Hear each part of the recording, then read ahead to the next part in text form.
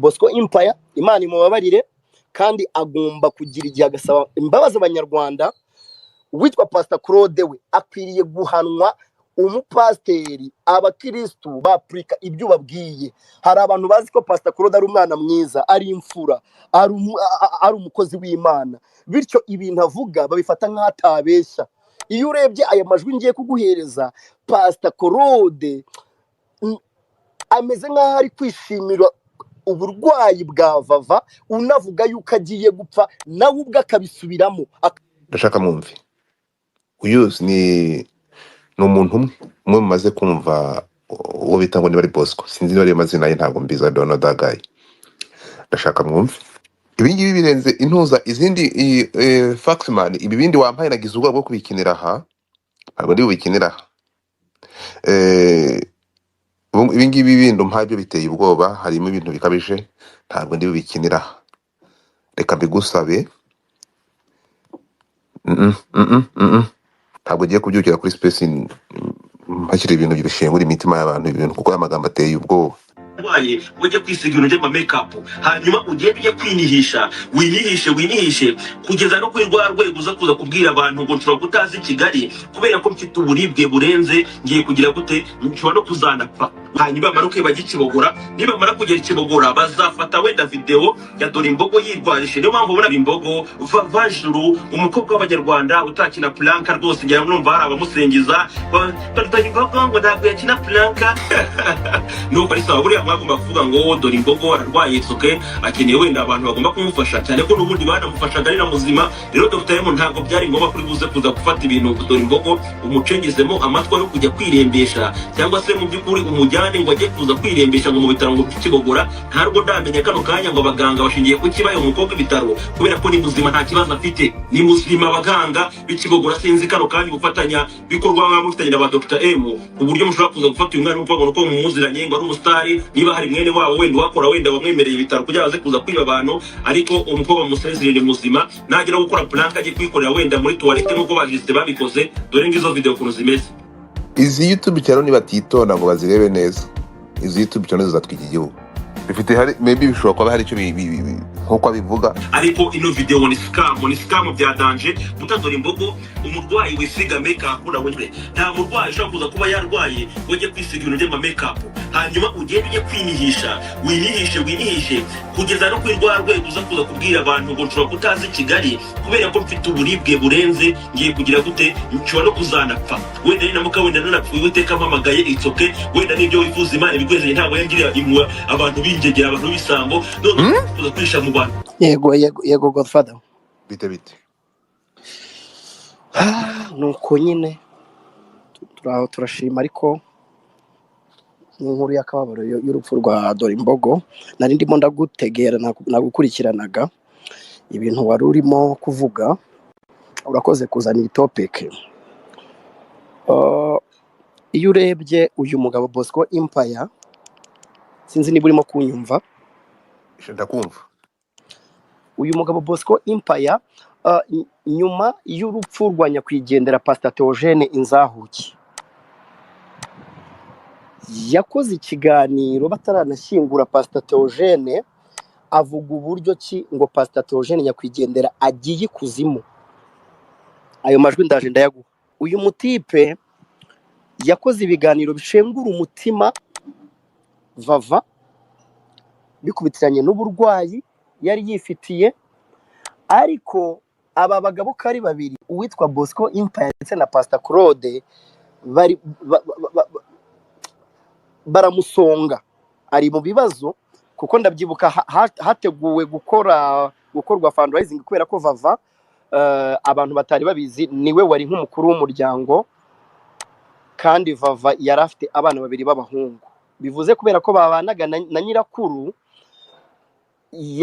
ibintu byose yakoraga yaba kuri YouTube wabaga wamuha 10,000 agatega bisi kugira ngo asagure 7 8, ubuzima bwe bwose bwa famiye bwari buri ku mutwe we. Icyo gihe witwa Bosco Empire na Claude bajya inama yo gukora verisiyo ivuga ko witwa Dore Imbogo ari plank yakina, ko Dore Imbogo yarwariye i Kigali, bikagera aho ngaho akabwira mama we ati rero ndarwaye kandi umukobwa tubana aba afite akazi, ni nkaho meze nkaho nta murwaza mfite. Mama we aramubwira ati mwana wanjye ngwino, nta kibazo ngewe nkwiteho, kuko n'ubundi byanga byakunda turabizi ko ababyeyi baba mama nibo babyeyi urebye bakunze kwita ku bana. Sinzi niba uri kunyumva Godfather. ndimo ndakumva. Dore imbogo aragenda agerayo, agezeyo abantu bazi vava ni umuntu witeganyirizaga mu nka, mu ihene no mu ngurube.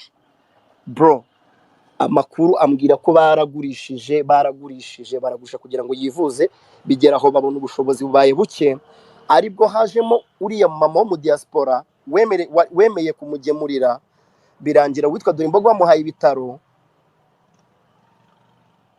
Ariko umuntu witwa Bosco Empire akimara kubyumva, ndagira ngo mwumve ubugome bw'aba bagabo tubana nabo kuri iyi mihanda. Agira ngo Dore Imbogo agiye gukizwa n'uburwayi bwe, ahita akora verisiyo yo gusebya no guca intege abantu bari batangiye gukora fundraising. Bivugwa ko aba diaspora bari batangiye gukusanya amafaranga, inshuti ze zahangaha ziri kugerageza kumwitaho. Murabizi tuba turi ku isi twese, buri wese afite ibibazo bye, ariko ibiganiro by'umuntu witwa Bosco Empire na Pastor Claude bituma umurego wo kugira ngo abantu bafashe Dore Imbogo abantu bagira ngo ni planka koko, bitewe n'amagambo yavugaga asesereza, avuga uburyo ki ari planka. Hari ahantu yavuze ngo ngibyo wavuze yuko wenda gupfa ngo bizakugirirweho, ngo ko nge ntabwo ngirira umuntu impuhwe ukeneye kwiyica kandi ari planka. So ngewe none ahangaha inkuru ya Dore Imbogo yambabaje, ariko nshengurwa umutima n'uyu mugabo witwa Bosco Empire. Niba leta, niba ribu ibikwiriye kurebera bino bintu bikaba, kuko buriya Godfather, ururimi rurica rukanakiza. Ururimi rwakwicisha abantu igihumbi. Niba dufite aba bagabo Bosco Empire bashobora gukora inkuru zishobora gutuma umuntu ajya mu kaga, bivuze ngo byaba ari ikibazo. Turimo turabireberera, turimo turabyumva. Abenshi twigize abasesenguzi kuri iyi mihanda, abenshi twigize intyoza mu kuvuga, ariko ibintu dukora byanga byakunda bishobora kugira negative impact. Abantu bamwe bashobora gupfa, abantu bamwe bashobora kubura ubuzima, abantu bamwe bashobora gusonza kubera ururimi. Iyo wumvishe imbwirwaruhame y'uyu mugabo ngo ni Bosco Empire, wumva ko ari imbwirwaruhame iteguranye umujinya, iteguranye ubugome, iteguranye gushinyagurira. Niyo umuntu yaba ari planka yirwaje ariko akeneye umugati, uwo mugati bawumuhaye bigutwaye iki? Amafaranga abanyarwanda n'abadiaspora batanga katari ayawe Bosco Empire, ubabajwe n'iki? Nanabivuze mu biganiro byinshi nagiye nkora. Ngaruke kuri Pastor Claude. Pastor Claude numwe mu bapampe ba Bosco Empire, ni bamwe mu bantu bavuga ngo bamena umuceri, ariko bakamena umuceri mu buryo buri negative. Rero icyo navuga Godfather, kugira ngo mpe n'abandi umwanya, ibi bintu ntabwo bikwiriye namba. Birababaje kubona dufite umugabo nka Bosco Empire muri industry, yagakwiriye gukurikirwa n'amategeko akamukurikirana, kuko byanga byakunda. Tubizi gute niba atihisha inyuma y'urupfu rw'uyu mukobwa? Kuko biragaragara yuko uburyo yabivuganaga umujinya. Hari nka moteri irimo kumusunika ibintu abivuge, kandi akabivuga wumva bimurimo biri kumuvamo. Uyu Bosco Empire ntago ari ubwa mbere naye babwiye. Ndaje ndaguha amajwi Bosco Empire ari kuvuga, ari gukinira ku murambo wa nyakwigendera Pastor Theogene. Ndaje nguhereza ayo majwi, wumva ubugome bw'uyu muntu, mwumva abantu tubanye nabo, mwumva abantu abanyarwanda bakeneye kumva ibiganiro byabo, ugasanga baranabashyigikira ngo nibamena umuceri, ngo turabashyigikiye, ngo nimwe banyakuri. Iyo wumvishe amagambo ya Claude, ndaje nkohereza amajwi umbabarire ya kine ya Pastor Claude na ya Bosco yandi udafite, urahita wumva ubugome bw'aba bagabo. Na Pastor Claude umuntu ufite titre y'ubupasteri, ari nayo mpamvu nababwiye ngo dufite abapasteri b'ingegera, abantu bakanabinyangira, abantu bakanabintukira. Iyo wumvishe imbwirwaruhame ibiganiro bya Pastor Claude ni ibiganiro byuzuye kwica abantu mu bijyanye n'imitekerereze. Mbere YouTube twari dufite abantu bazi gukora ubuvugizi, bakoraga ibiganiro bivugira abantu. Urabibona ko ari abajya babigerageza bakabikora, ariko ubu ngubu kubera bamwe mu bantu bazana ubwomanzi n'ubwesikoro n'ubumayibobo mu byo bavuga, bisigaye bituma abantu batamenya ngo ninde uri bufashwe, ninde ukwiriye gufashwa, ninde udafashwa. Sinzi niba hari abantu bajya batembera muri imihanda ya Kigali, Godfather, sinzi niba uri kunyumva. ndimo ndakumva. Hari abantu benshi usanga baryamye ku muhanda, umuntu ashonje, ariko kubera yuko twamenyereye yuko ari abatekamutwe ukamucaho kandi ashonje. Ibi bintu rero bigomba guhinduka uko byagenda uko ariko kose, kandi Bosco Empire njyewe nasaba ko amategeko akurikizwa, uyu mugabo agakurikiranwa, kuko arimo arica sosiyete nyarwanda, arimo aravuga ibintu byo kwica abantu bataranapfa bakiriho. Dore imbogo Imana imuha amahoro n'iruko ridashira, ariko apfanya agahinda bro.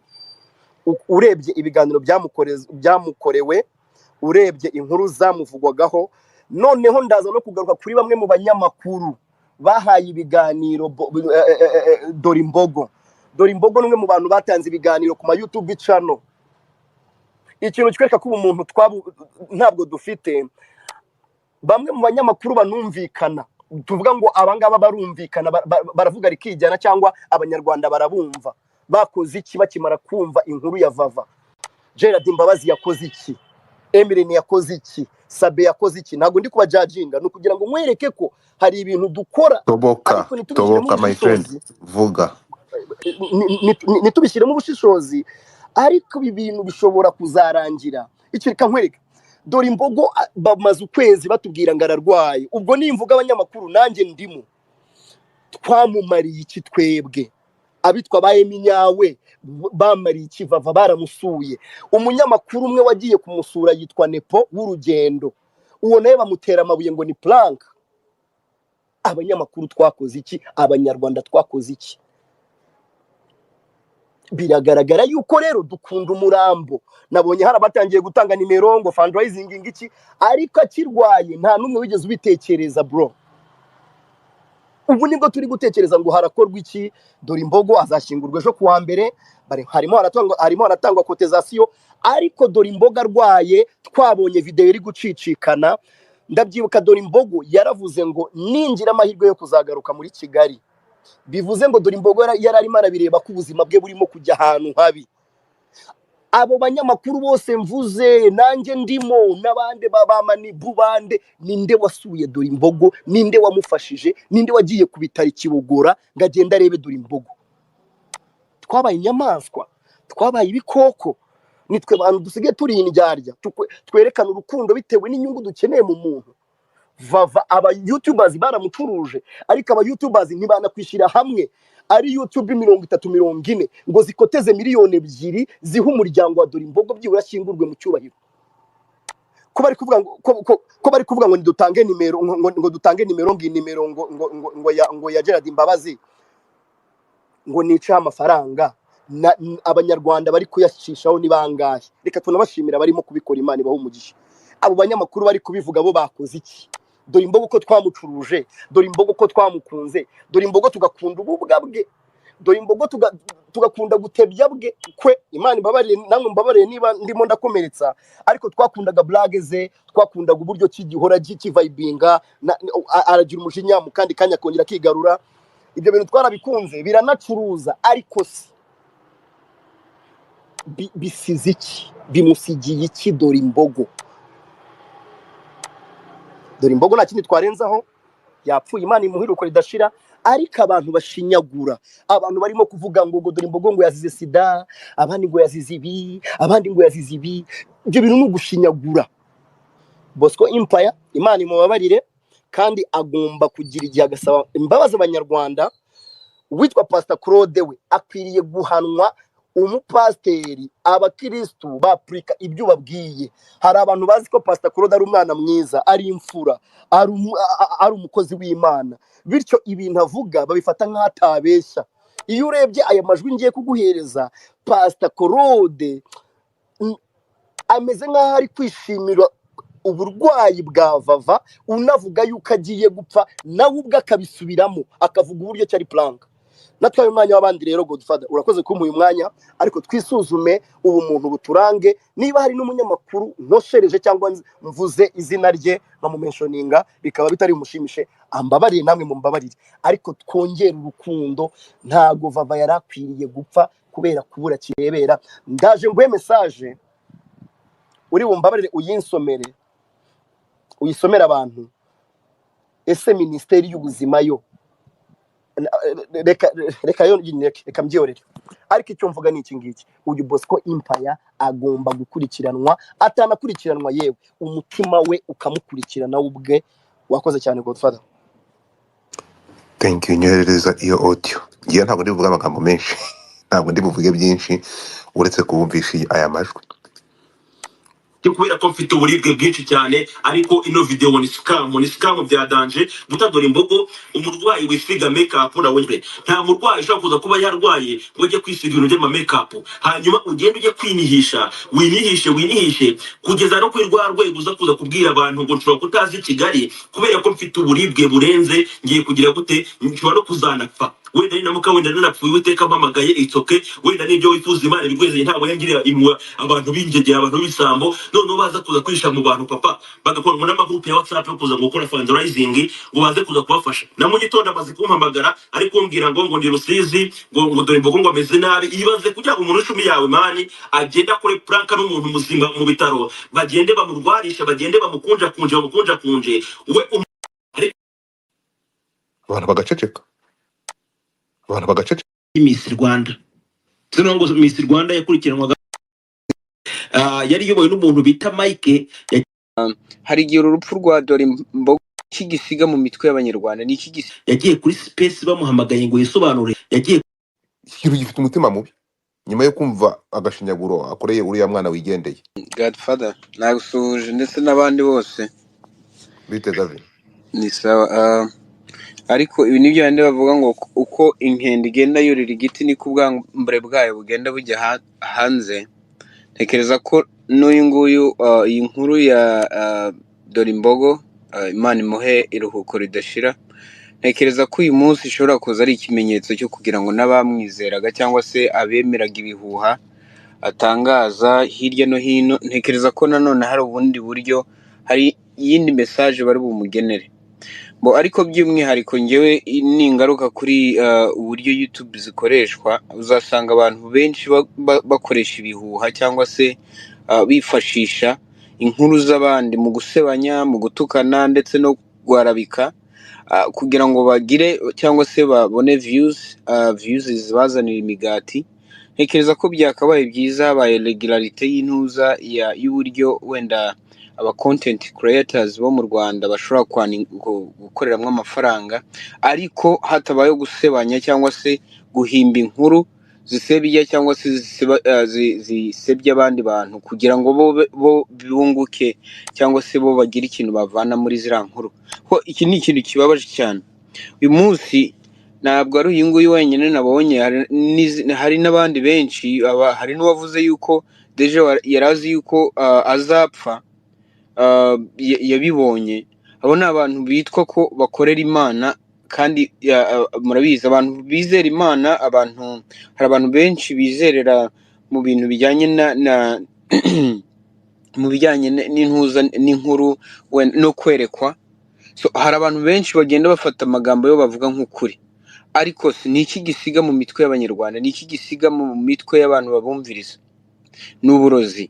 So ntekereza ko kugeza uyu munsi bibaye byiza, nyamara nubwo wenda navuga hari igihe urupfu rwa Dore Imbogo rushobora gusiga wenda iyindi sura cyangwa se rushobora no gufasha mu kugira ngo habeho kuregulatinga intuza aya ma YouTube channels n'aba content creators, kuko bitabaye ibi ngibi hazazaho gusebanya, hazazaho guhimba inkuru bitewe n'uko wanga umuntu, bitewe n'uko hari icyo mupfa cyangwa se utamwiyumvamo.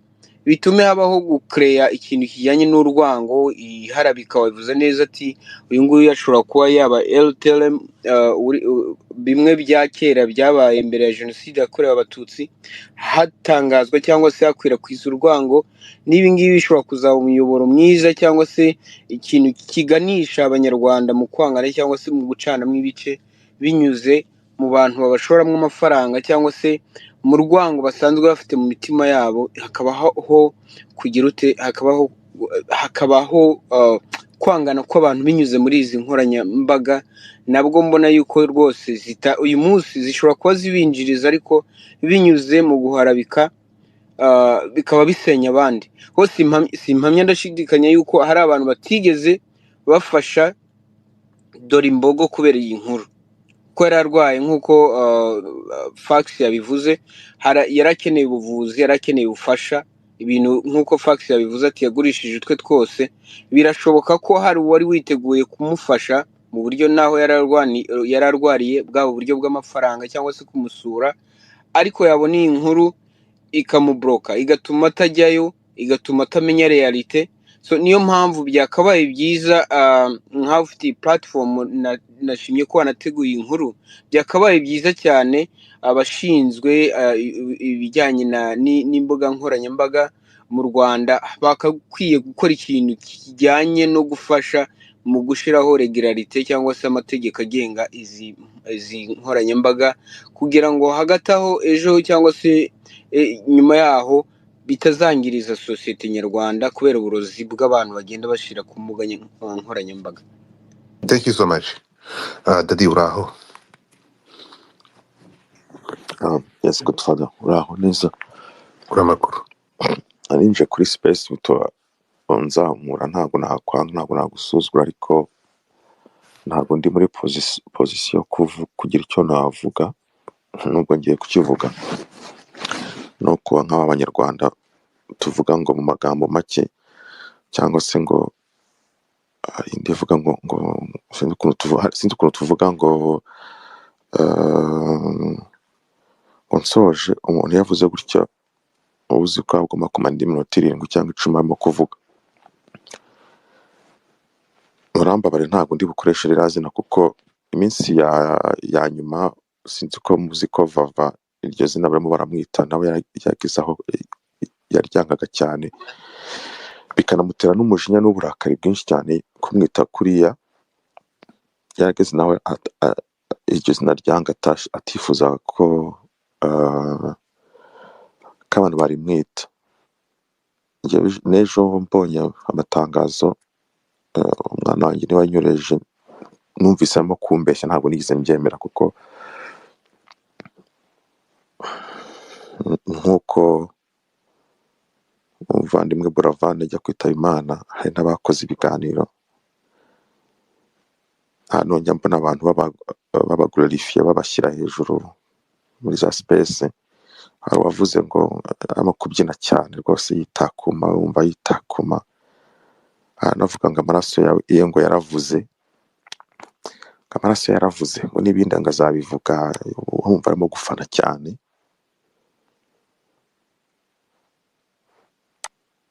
Uyu mwana ndamwita umwana kuko ndamubyaye, n'imfura yanjye ntabwo bangana. Urupfu rwe rurababaje cyane, rurababaje, kuko twese nk'abantu, nanjye ndimo pe, sinzi aduciye mu myanya y'intoki, niko nabyita, kuko hari sinzi impamvu ninjiyemo, hari umuntu warimo ushyiramo, sinzi uwo ari we. C'est pas possible. Yavuze koko pe, sinzi naho hari ubu ngubu uko ameze, uko atekereza. Urupfu rw'uyu mwana rurababaje cyane, rurababaje pe, kuko ariko nanone yarabivuze ngo muzamerekeze neza. Nawe yavuze muri video, sinzi ko ejo nayibonye, abo nababaje bose bazambabarire. Ubu byarangiye, ntabwo ndabyemera, kuko nyine niko biri, bisaba umwanya munini cyane abo nababaje bose bazambabarira. Ni ijambo rikomeye cyane, muzamperekeze neza. Ni ukuri abantu bari mu Rwanda, abantu bari iwabo, hafi y'iwabo, muzabimukorere. Ibihe byiza abanyarwanda abanyarwandakazi, amahoro y'Imana abane namwe. Nyiransengiyumva Abijuru Valentine wamamaye nka Dorimbogo Dorimpara ariwe Vava yitabye Imana. Ni amakuru hafi ya buri wese yamaze kumenya, ntabwo tuje ngo tubyibutse abantu, ahubwo tuje kuba nk'abanenga abantu twanavuga ko bari mu bagize uruhare kugira ngo atabaruke, kuko buryo umuntu yagacitse abantu baragerageje, ahubwo hari abantu babaye nk'ibitanzi cyangwa se babaye inzitizi zatumye adahabwa ubufasha yari akwiriye guhabwa. Ibyo byose biba no mu byatumye ativuza uko byari bikwiriye, biza kurangira yitabye Imana. Abo ni abantu benshi barimo abanyamakuru batandukanye, by'umwihariko ku rubuga rwa YouTube. Abo nibo tugiye kuza kugarukaho bakwiriye kwigaya, kuko ibyo bakoze ni ugushinyagura, kuvuga ko Dorimbogo yirwazaga byari za prank. Bakwiriye kuba basaba imbabazi. Ni ibintu bibabaje cyane ku buryo bikwiriye kubatera igisebo. Abantu bavuze yuko ngo yirwaza ni benshi, barimo bamugwiza, bariza, Pastor Claude, Bosco, Gasaro, Barwema, Bajiste, ni benshi. Abo bose turaza kubagarukaho. Dorimbogo ubundi ajya kurwara ngo yavuye mu bukwe, nuko ubwo bukwe buvuye maze kurwara afatwa n'uburwayi.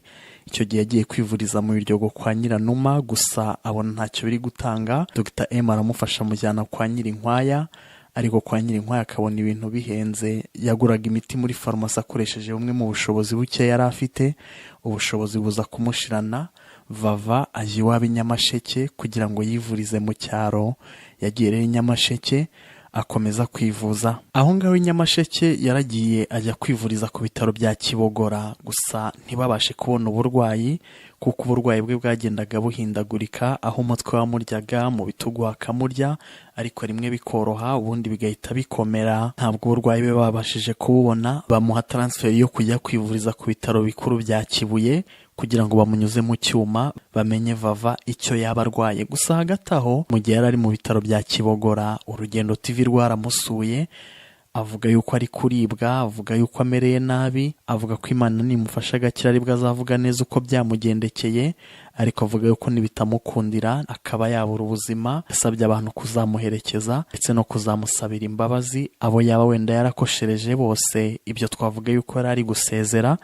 Iyo nkuru rero ayikora yararimo no gushaka ubufasha kugira ngo abantu bamufashe, ariko iyo nkuru abantu bahise bayisamira hejuru. Ibyo turaza kubigeraho, aho kugira ngo kuko ahabwa ubwo bufasha, abantu benshi bahise bagenda bari kumwataka bavuga yuko ari mu maplank, noneho bihita bituma n'uwari kumufasha atamufasha. Rero kuwa 23 Nyakanga 2024 Vava yahawe transferi, kuko ibitaro bya Kibogora bitari bifite ubushobozi bwo kumuvura kugira ngo ajye kunyuzwa mu cyuma ku bitaro bya Kibuye. Iyo transferi yahawe ntabwo yagiye ngo ajye guca mu cyuma, ahubwo umuryango we w'inyamasheke wahise umujyana mu rugo, ajya kurwarira mu rugo, kuko uburwayi bwe bwarimo n'amayobera. Muri uko kumujyana mu rugo yakomeje kurwarira mu rugo, gusa ariko akaba arembye. Kuwa 27 Nyakanga 2024 rero ku isaa 10 z'umugoroba yari yarembye cyane, niko kwiyemeza kumujyana ku bitaro bya Kibuye, ari naho yari yahawe transferi. Abo mu muryango we bavuze ko mu gitondo cyo kuwa 27 Nyakanga 2024, ubwo ni kuri wa gatandatu yitabye Imana, babonye yarembye cyane, ataka umutwe cyane, niko kuza kumujyana kwa muganga mu masaha y'umugoroba. Baza kumujyana kwa muganga wari urwaje Vava. Yagize ati nibyo koko Vava yapfuye hagana saa 12 azize uburwayi. Yaramaze iminsi arwariye mu bitaro bya Kibogora, ataka umutwe n'igifu, nyuma batwohereza kumuvuriza ku bitaro bya Kibuye. N'ubwa mbere yari atatse umutwe muri ubwo buryo, kuko yari yafashe agatege. Bagiye kudusezera tubona arinaze, bamushyira ku byuma ngo bimwongerere umwuka, ariko nyine yari yamaze gupfa, bibye ubusa, ubu ari mu buruhukiro. Yajyanywe rero muri ibyo bitaro kugira ngo ahabwe ubufasha, kuko yari yarembye. Mu gihe bari bari kumufasha ngo bamuzanzamure, mu minota 3 umutima wari wamaze guhagarara, baragerageza biranga. uwari urwaje Vava yavuze ko kumushyingura bizaba kuwa 28 Nyakanga 2024 cyangwa se kuwa 29 Nyakanga 2024. Akaba rero yatashye asize abana babiri b'abahungu, aho muto yiga mu mwaka wa 2 w'amashuri abanza, bakaba mu karere ka Nyamasheke babana na nyirakuru. Dorimbogo ubundi yamenyekanye nyuma ya Covid mu mwaka wa 2022 ubwo yakoraga ibiganiro ku ma YouTube, bagenda bavuga yuko ari mushiki wa Bamporiki. Yagiye aririmba indirimbo zitandukanye zatumye akundwa, zirimo Dorimbogo Dorimpara, hari n'indirimbo yakoreye The Ben. Akaba yaragiye yamamara akora indirimbo, anakora ibihangano bitandukanye. Akaba ari umwe mu banyarwanda bazwi n'abantu benshi kandi banakunzwe. Dorimbogo ariko nubwo yari akunzwe, mu burwayi bwe ntabwo urwo rukundo yarweretswe nk'uko twabivuze tugitangira. Ibyo byatewe n'uko hari abantu bamutabye mu nama ubwo yakaga ubufasha, abantu bakerekana yuko ngo ari za prank, bakavuga yuko ngo ibyarimo ari agatwiko, kandi mu by'ukuri yarakomerewe. Nk'uko twabigarutseho, Urugendo TV rwaramusuye mu bitaro bya Kibogora aho yararwariye, avuga ko ari kuribwa umutwe no mu gifu, mbega byari bikomeye cyane. Icyo gihe rero ibitangazamakuru bitandukanye byahise bigaragaza ukuntu ngo ari kubeshya, ngo ari amaprank arimo ngo abantu bamuha amafaranga yirire. Mbega we yashakaga ubufasha, n'urugendo bashaka yuko ahabwa ubufasha, biza kurangira abantu batumye n'uwari ufite umutima wo gufasha atamufasha. Abantu bavuze yuko ngo yirwaza ni benshi, barimo bamugwiza, Bariza, Pastor Claude, Bosco, Gasaro, Barwema, Bajiste, ni benshi. Abo bose turaza kubagarukaho tuze kureba ibyo ari byo. Harimo nka Bosco Empire, aho yanakoze ibiganiro byinshi bitandukanye, agenda amugaragaza twite, avuga yuko ibintu byose arimo ari amapranke, ari ibintu yapanze. Hari na Mugwiza wavuze yuko byose ari amapranke. Hari na Rizo wavuze yuko ibyo arimo byose ari pranke, ngo yagiye kwirwaza mu bitaro kugira ngo ahabwe ubufasha amafaranga yirire. Avuga ko ngo nawe ngo yigeze kubikora, ngo abantu bamuha ubufasha, bityo ngo na Vava ngo nibyo ngibyo ari gukora. Ba Pastor Claude bagiye bamwibasira, mbega ibicyo byakoze byatumye Vava atabona ubufasha, ibyatumye ava i Kigali akajya kwivuriza mu cyaro kuko nta bushobozi yari afite, mu gihe yari atakiye abantu bamukunze kugira ngo bamufashe, birangira batamufashije, biza kurangira yitabye Imana. Ibicyo byakoze, hari abantu bari gufasha Vava, ariko inkuru zimugaragaza yuko ibyo ari gukora ari uguteka imitwe, zikimara kuba nyinshi kurusha inkuru imutabariza, byahise biburizamo ijwi rye ryatabazaga. Yewe n'uwagira umutima wo gufasha bikaba byamucanga yibaza niba ari ukuri cyangwa se niba atari ukuri, uko bakoze inkuru nyinshi zitandukanye batwika bavuga yuko ngo ni prank. Mbega bamutabye mu nama, birangira yitabye Imana. Bivuga ko burya ibintu umuntu aba agomba gukina nabyo, ubuzima bw'umuntu burya bwo buba butarimo. Ibyo abantu batwika bajye bamenya yuko gutwikira ku muntu wirwariye, ibyo ngibyo ni amafuti, ni ukubura ubumuntu. Bakwiriye kuba basaba imbabazi. Bagiye bakina amajwi menshi atandukanye bagaragaza ngo Vava ngo ari kwishima, mbega bagaragaza yuko ngo ibyo byose ari amapranke, ngo nibyo bapanze, dore ko amapranke yeze, bituma rimwe na rimwe abantu batanamenya ukuri. Gusa kuvuga ibintu nk'ibi bikarangira umuntu abuze ubuzima, kandi n'ababivugaga nta shingiro bari bafite, uretse ngo nibyo gutwika gusa. Ibi ni amafuti, n'abantu batandukanye bakomeje kugaya aba bantu bakoze ibyo bintu. Hari nk'uwanditse ati, wavuze ko yirwazaga, nawe biguha isomo ryo kutavugaguzwa, ujye uvuga uzigama ugwiza. Hari uwanditse ati, uwo muzibabarira koko mwa bantu mwe, bataba YouTubers muragaragaye. Hari uwanditse ati, ngaho nimwishime nyine, mwari mwashikoye, ngo ni prank, gusa Imana ibabarire mwe bagome mwe. Hari uwanditse ati, mama Mugwiza ndagukunda, ariko bibaye isomo ryo kujya mutubwira ibyo muhagazeho. Mwatubwiraga ko yirwaza, none murabona uko birangiye. Cyakora Vava tubereye icyitegererezo cyo guharanira ijuru, nk'uko yabivuze asezera muri iriya video ya nyuma. Hari uwavuze ati, Mugwiza wivuga ubusa, Dr. M yaje amutabariza mukavuga ko arimo gutwika. Hari uwavuze ati, si muri kuvuga ibiki koko, ko mwavuga ko yirwaje isi we. Ati, bimuri kuvuga muri kutubabaza cyane, yari kuvuzwa agakira, ngo bakunda bapfu kurusha abazima koko. Akomeza avuga ko ari bo bamwishe. Undi ati, Imana yo mu ijuru izabahembera imirimo mwakoze, mubuza abantu kumufasha ngo ni prank, muri babi cyane, muri babi. Aravuga ati, Claude, Juste, Bosco nawe Mugwiza ndetse na Gasaro muri abagome cyane. Hari uwavuze ati, wowe Mugwiza yuceceka mbere yo guca imanza, ujye ubanza ugenzura ibyo uvuga. Ati, wowe na Rwema muri mu babujije abantu gutabara Dorimbogo, none ngo nywe wakabaye utanaje kuroncangwa hano. Mbega abantu barababaye kubera yuko abantu bamutabye mu nama bavuga yuko ngo yabeshyaga biza kurangira yitabye Imana. Hari uwanditse ati aho Vava agiye nawe runaka uraza kumusangayo vuba cyane. Undi ati ese ubu uri kuvuga ibiki koko ko Vava yitahiye, cyakora ntimwakagombye kuba muvuga n'ukuntu mwavuze ko yirwaje. Hari uwavuze ati kwanza we Bosco ufatanyije n'uwamuroze. Undi ati ukuntu uri umugome mu biceceka wavuze kera ko ari prank, uzi kwigira umunyabwenge, genda wishime nicyo washakaga ceceka. Undi ati ibi ni ibitutsi byo ntitwabivuga. Hari uwavuze ati